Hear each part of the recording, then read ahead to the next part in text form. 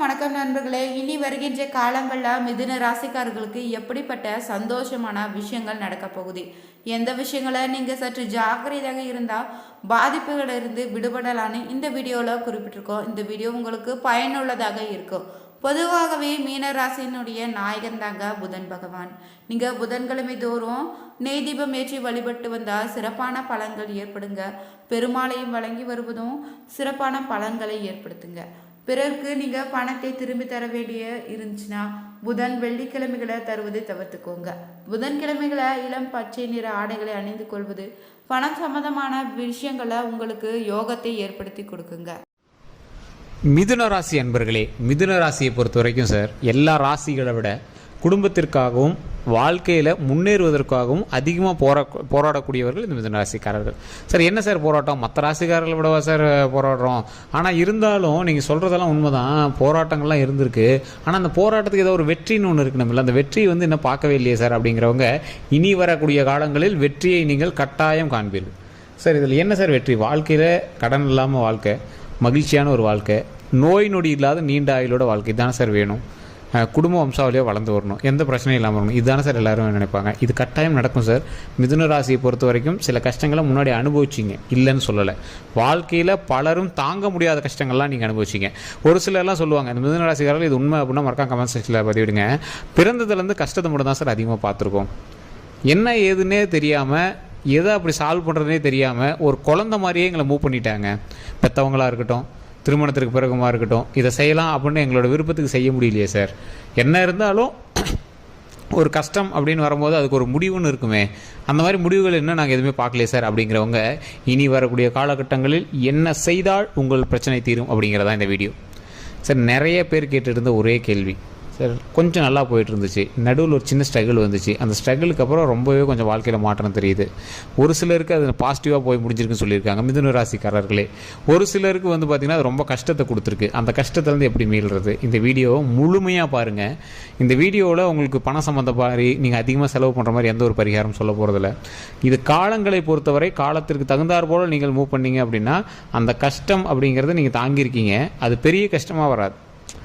ஒரு எக்ஸாம்பிளுக்கு சொல்கிறோம் அப்படின்னா, தலைக்கு வந்தது தலைப்பாகையோடு போச்சும்பாங்க பார்த்தீங்களா, அந்த மாதிரி உங்களுக்கு வர வேண்டிய கஷ்டங்கள் உங்களோட உயிரையோ உடலையோ உடமையோ உங்களோட குடும்பத்தையோ தொடாமல் தூரமாக விலகி போயிடும். ஸோ அந்த மாதிரி சில விஷயங்களுக்கான பரிகாரங்கள் நான் சொல்கிறேன், நீங்கள் அதை வீட்டிலேயே எளிமையாகவும் பண்ணிடலாம். சரி சார், இந்த மிதுன ராசிக்காரர்கள், மிதுன ராசி பொறுத்த வரைக்கும் குலதெய்வத்தினுடைய அருள் பெற்ற ராசி. இந்த ராசிக்காரர்கள் நீங்கள் குலதெய்வத்தை போய் நேர்லேயே கும்பிடல அப்படின்னாலும் உங்களுக்கு ஆட்டோமேட்டிக்காக குலதெய்வம் எப்பயுமே துணை இருக்கும். பூர்வ ஜென்ம புண்ணியம் அப்படின்னு ஒன்று இருக்கும், அந்த புண்ணியம் உங்களுக்கு அதிகமாகவே இருக்கும். நீங்கள் நிறைய இடத்துல நோட் பண்ணி பார்த்துருந்தீங்க அப்படின்னா தெரிஞ்சிருக்கும். ஏதோ ஒரு வகையில் நீங்கள் அடுத்து என்ன செய்யணுமோ, இல்லை உங்களுக்கு ஏதாவது ஒரு தீமைகளோ ஏதோ ஒன்று நடக்கும் அப்படிங்கிற பட்சத்தில், ஒரு நன்மையோ உங்களுக்கு நடக்குது அப்படிங்கிற பட்சத்தில், இல்லை ஏதோ ஒரு இன்டிமேஷன் உங்களுக்கு முன்னாடியே உங்களுக்கு அறிகுறியாக காட்டும். இது உங்களுடைய குலதெய்வத்தினுடைய அறிகுறி. இது நிறைய பேர் சொல்லியிருப்பாங்க, எப்படா சரியான லக்கடா உனக்கு அப்படின்னு ஒரு சிலர் சொல்லியிருப்பாங்க, எப்படியோ தப்பிச்சுக்கிட்டடா அப்படிங்கிற ஒரு சிலர் சொல்லியிருப்பாங்க. இந்த வார்த்தையை நீங்கள் கண்டிப்பாக உங்களோட லைஃப்பில் கேட்டிருப்பீங்க. இப்படி நடந்திருந்தால் இது மறக்காமல் கமெண்ட் செக்ஷனில் உண்மையாக பொய்யான்னு சொல்லுங்கள். அப்படி நடக்கலை அப்படின்னாலும் உங்களுடைய எல்லை மீறிய சில பிரச்சனைகள் நீங்கள் சில இழப்புகளை பக்கமாக சந்திச்சிருப்பீங்க. அந்த இழப்புகள் உங்களுடைய காலத்தின் கட்டாயம், அது எந்த இது பண்ணாலும் அதை சரி பண்ணியிருக்க முடியாது. இருந்தாலும் எவ்வளோ பெரிய பிரச்சனைகளை கூட அதை எப்படா சரி பண்ணுறது அப்படின்னு நீங்கள் தவிச்சு நிற்கும் போது ஏதோ ஒரு வகையில் உங்களை காப்பாற்றிட்டுருக்கோம். நீங்களே யோசிப்பீங்க, சார் இதில் எப்படி வெளியே வந்தனே தெரில, எனக்கே தெரில சார், ஆனால் தப்பிச்சு வந்துடும் அப்படின்னு யோசிக்கிற அளவுக்குலாம் அவங்கள யோசிச்சு வச்சுப்பாங்க. அது நீங்களே வெளியே வரல, கடவுள்னால வெளியே வந்தீங்க. ஸோ அதான் ஒரு மிகப்பெரிய விஷயம். சார் நிறைய பேர் தனிப்படையான ஜோதிடம் பார்க்கணும் அப்போ ஆசைப்பட்றீங்க. நிறைய பேர் கேட்டிருந்தீங்க, ஏதாவது இதில் சந்தேகம் இருக்குது, ஃபோன் மூலமாகவே நாங்கள் பேசி தீர்த்து முடியுமா. கீழே ஃபோன் நம்பர் கொடுத்துருக்கோம், பிரபல ஜோதிட நம்பர் தான் கொடுத்துருக்கேன். உங்களுக்கு எந்த வகையான சந்தேகமாக இருந்தாலும் சரி. நிறைய பேர் இந்த காதல் பிரச்சனை, திருமண பிரச்சனை, குழந்தை பிரச்சனை, நிறைய பேர் ஒருத்தர் மேலே குடும்பத்தில் நிறைய பிரச்சனைகள் வருது, இங்கே அன்பு இல்லாமல் இருக்காங்க அப்படிங்கிறாங்க. நிறைய வகையான பிரச்சனைகள், இந்த பிரச்சனைகள் எல்லாமே சொல்யூஷனாக ஃபோன் மூலமாகவே உங்களுடைய குறைகள் எல்லாத்தையுமே தீர்த்து, உங்களுடைய பிறந்த ஊர், பிறந்த நேரம், பிறந்த தேதி இது மட்டும் இருந்தால் போதுங்க. நீங்கள் என்ன நினைக்கிறீங்களோ அதை நடக்க வைக்கிற அளவுக்கு இந்த பிரபலமான ஜோதிடர் உங்களுக்கு எல்லா வகையான விஷயங்களும் செய்து கொடுப்பார். அவரோட நம்பர் நான் கீழே கொடுத்துருக்கேன். ஃபேஸ்புக்கில் பார்க்குறீங்கன்னா ஸ்க்ரீனில் ஓடிட்டுருக்கோம், யூடியூப்பில் பார்க்குறீங்கன்னா டிஸ்கிரிப்ஷனில் இருக்கும். கண்டிப்பாக ஃபோன் பண்ணி உங்களுக்கு எந்த வகையான கேள்வியாக இருந்தாலும் சரி, இப்போ நான் சொன்ன விஷயங்கள் உங்களோட லைஃப்பில் நடக்குமா நடக்காதா அப்படிங்கிறது தனிப்படையான ஜோதிடம் மூலமாகவே பார்த்து நீங்கள் தெரிஞ்சுக்கலாம், ஃபோன் மூலமாகவே தெரிஞ்சுக்கலாம். சரி சார், இதெல்லாம் ஓகே. இந்த மிதுன ராசிக்காரர்களுக்கு குலதெய்வத்தினுடைய அருள் கிடைக்கும் அப்படின்னு சொன்னீங்க. அப்படி ஒன்றும் தெரியலையே சார் அப்படிங்கிறவங்க ஒரு பட்சம். இன்னொருத்தர் ஆமாம் சார் நீங்கள் சொன்ன மாதிரி இன்டிமேஷன் கிடைக்குது அப்படிங்கிறது ஒரு பட்சம். இந்த 2 பட்சத்துலேயும் எங்களுக்கு ஒரு முக்கியமான ஒரு விஷயம் ஒன்று இருக்குதுங்க. என்ன தெரியுமா? இவங்களுக்கு எந்த அளவுக்கு பூர்வ ஜென்ம புண்ணியம் இருக்குதோ பூர்வ ஜென்மத்தினுடைய தொடர்பும் அதிகமாகவே இருக்கும். பூர்வ ஜென்மத்தினுடைய தொடர்பு மட்டும் கிடையாது, உங்களுடைய முன்னோர்களுடைய பாவமோ புண்ணியமோ உங்களுக்கு வந்து அதிகமாகவே வேலை செய்யும். இது உண்மை அப்படின்னா கமெண்ட் செக்ஷனில் பற்றி விடுங்க. எந்த இடத்துல போய் ஜோசியம் பார்த்துருந்தீங்க அப்படின்னாலும் கண்டிப்பாக சார் உங்களோட முன்னோரோட ஒரு இது இருக்குது, ஒரு பிரச்சனை இருக்குது, சின்ன சின்ன சாபங்கள் இருக்குது, அந்த மாதிரி ஏதாவது நீங்கள் எங்கே போய் சாமி கேட்டீங்க அப்படின்னாலும் அது மாதிரி சொல்லியிருப்பாங்க. இந்த மிதுன ராசிக்கு இது அதிகமாகவே பொருந்தும். ஏன்னா அந்த ராசியின்பால் அவங்களுடைய கட்டத்தின்பால் இது அதிகமாகவே பொருந்தும்.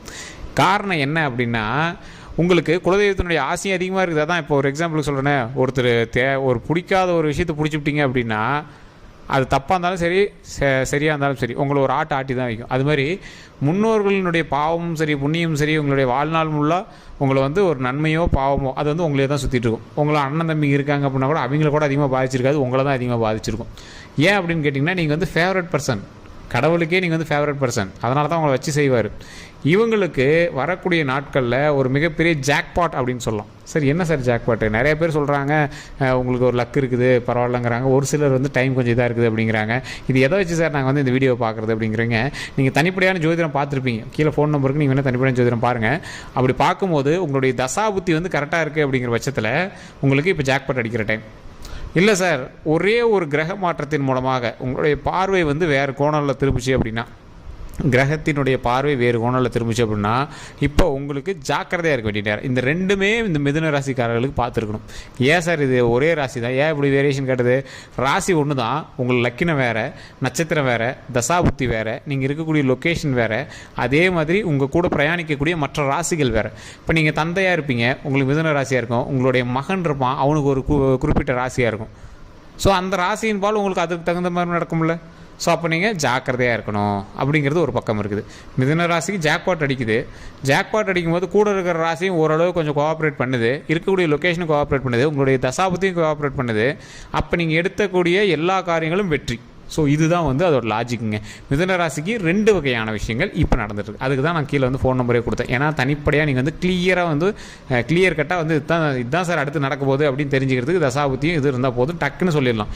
ஒரே ஒரு ஸ்டெப்பு தான், டக்குன்னு உங்களை வந்து ஈஸியாக சொல்லிடலாம்.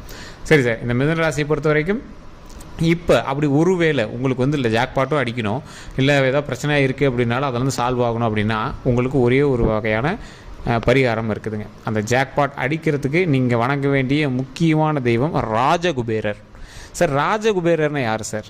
ராஜகுபேரன் தெரியும், குபேரன் பொம்மை எல்லாம் பார்த்துருக்கேன், குபேரன் தெரியும். ராஜகுபேரர் யார்? ராஜகுபேரர் அப்படிங்கிறவர் திருப்பதி ஏழுமலையானுக்கே வந்து கடன் தந்தவர்.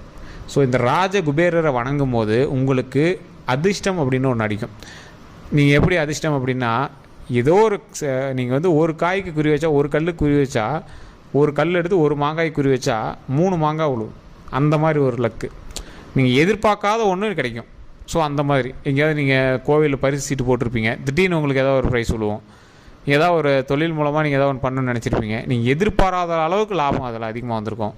வேறு ஏதாவது ஒன்று ட்ரை பண்ணணும்னு நினச்சிருப்பீங்க, ஆனால் அது கிடைக்கதோ இல்லையோ நீங்கள் எதிர்பாராத அளவுக்கு வேறு ஒரு கான்டாக்ட்ஸ் உங்களுக்கு கிடைக்கும்.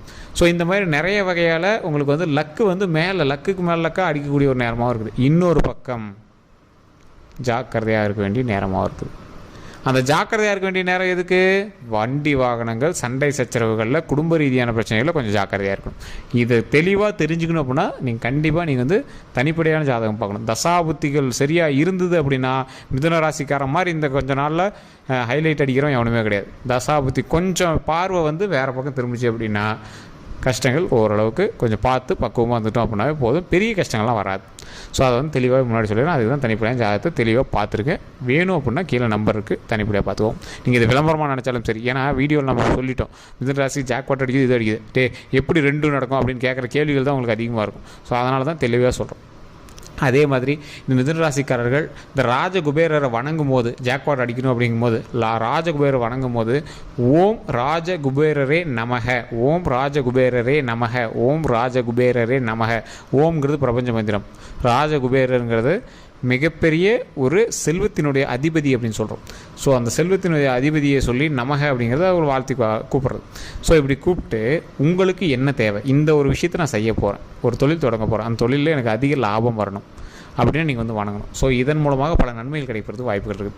அதே மாதிரி ஓம் துர்க்கை அம்மனை போற்றி, ஓம் துர்க்கை அம்மனை போற்றி, ஓம் துர்க்கை அம்மனை போற்றி அப்படின்னு கட்டாயம் கமெண்ட் செக்ஷனில் 3 டைம் பதிவிடுங்க.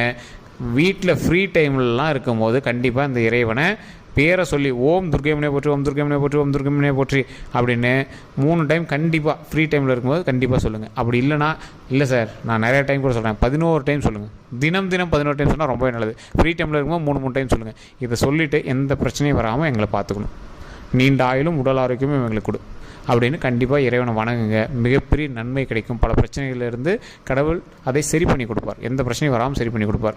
துர்க்கை அம்மன் வந்து இந்த மாதிரி பிரச்சனைகளுக்கெல்லாம் ஒரு சரி பண்ணி கொடுக்க வேண்டிய ஒரு முக்கியமான தெய்வம், மிகப்பெரிய அருள் பெற்றவர். ஸோ அந்த அம்மனை வணங்குனீங்க அப்படின்னா எந்த ஒரு மரண பயமும் இருக்காது, எந்த பிரச்சனையும் இருக்காது. உடல் ரீதியாக நல்ல பலன் கிடைக்கும், நல்ல பலன் கிடைக்கும். அதே மாதிரி உயிர் ரீதியாக நல்ல ஆயுள் கிடைக்கும். ஸோ இது எல்லாமே துர்க்கை அம்மன் நமக்கு நல்ல விஷயமே நமக்கு வந்து தருவார். ஸோ இதான் வந்து துர்க்கை அம்மன் வழிபாட்டுக்கான ஒரு முக்கியமான விஷயம். இது இரண்டையும் செய்து கண்டிப்பாக நீங்கள் துர்க்கை அம்மன் கோயிலுக்கு போய் பார்த்தீங்க அப்படின்னா ஒரு நெய் விளக்கு போட்டுருங்க. 2 நெய் விளக்கு பற்ற வச்சு அந்த அம்மன்கிட்ட வேண்டி எந்த பிரச்சனையும் வராமல் நல்லபடியாக பார்த்துக்கொண்டு வேண்டிட்டு வரணும். ஸோ இதை வந்து மிகப்பெரிய நன்மை தரக்கூடிய ஒரு மிகப்பெரிய பிரபஞ்ச மந்திரம் அப்படின்னு சொல்லலாம். இந்த விஷயத்தை பண்ணி பாருங்கள். இப்போ நான் சொன்னதெல்லாம் உங்களுக்கு நடந்தது அப்படின்னா அடுத்த வீடியோவில் நீங்கள் வந்து கண்டிப்பாக 12 நாட்களில் இந்த விஷயங்கள்லாம் கொஞ்சம் பார்த்துருந்தீங்க அப்படின்னா அடுத்த 12 நாட்கள் கழித்து உங்களுக்கே ஒரு வித்தியாசம் தெரிய ஆரம்பிக்கும் உங்கள் லைஃப்பில். சார் கண்டிப்பாக ஒரு மாற்றங்கள் தெரிஞ்சுது, நல்ல ஒரு முன்னேற்றம் தெரிஞ்சுது அப்படின்னு நீங்கள் சொல்லுவீங்க. அதை அடுத்த வீடியோவில் வந்து கமெண்ட் செக்ஷனில் மறக்காம பதிவிடுவீங்க. சரி சார், வேறு ஏதாவது சந்தேகங்கள் இருந்தால் கீழே கான்டாக்ட் நம்பர் கொடுத்துருக்கேன். ஜஸ்ட் ஃபோன் மூலமாக உங்களுடைய பிரச்சனை சால்வ் பண்ணிக்கலாம். அதே மாதிரி வேறு ஏதாவது கருத்துக்கள் இருந்தாலும் மறக்காம கமெண்ட் செக்ஷனில் பதிவிடுங்க. இந்த வீடியோ பிடிச்சா மறக்காமல் லைக் பண்ணுங்கள். ஃபேஸ்புக்கில் பார்த்துருக்கீங்க அப்படின்னா ஃபாலோ பண்ணிக்கோங்க. யூடியூப் பார்த்தீங்கன்னா சப்ஸ்கிரைப் பண்ணிட்டு பக்கத்தில் பெல் பட்டன் மறக்காம ப்ரெஸ் பண்ணிக்கோங்க. ஃபேஸ்புக்கில் பார்த்தீங்கன்னா ஃபோன் நம்பர் அதிலே கொடுத்துருப்போம் ஸ்க்ரீன்லேயே. யூடியூப்பில் பார்க்குறீங்க அப்படின்னா கீழே டிஸ்கிரிப்ஷனில் இருக்கும். ஜஸ்ட் கால் பண்ணி கேட்டு தெரிஞ்சுக்கோங்க. எல்லாருக்கும் நன்றி நண்பர்களே.